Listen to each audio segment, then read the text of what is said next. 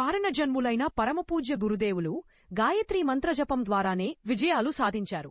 వారి జన్మ శతాబ్ది నాటికి మనమంటే దక్షిణ భారత విభాగం 2400 కోట్ల గాయత్రీ మంత్రజపాన్ని సామూహికంగా నిర్వహించి గురుదక్షిణగా సమర్పించాలన్న నిర్ణయం జరిగింది.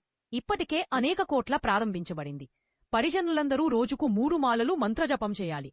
మీ బంధుమిత్రులను ప్రభావితం చేసి వారిచేత జపం చేయించాలి.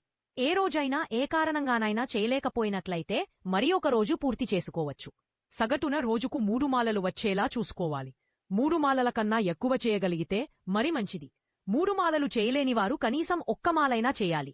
ముఖ్య గమనిక: ప్రముఖ కార్యకర్తలు పరిజన్లు తమ తమ ప్రదేశాలని పాఠశాలలకు పర్యటించి విద్యార్థుల చేత కనీసం 10-15 నిమిషాలు మంత్రజపం చేయించాలి.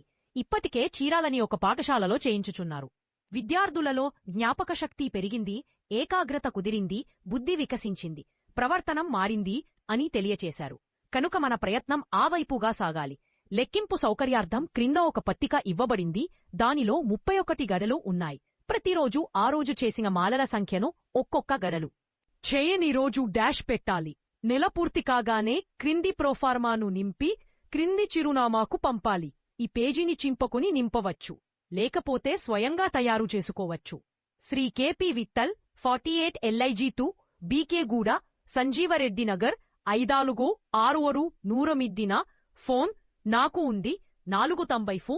సెల్ నాను ఎక్కు అంతు 55 ఆకు. ఎట్లు మీ అశ్విని సుబ్బారావు, విశ్వగాయత్రి పరివార్, దక్షిణ భారత సంయోజకులు.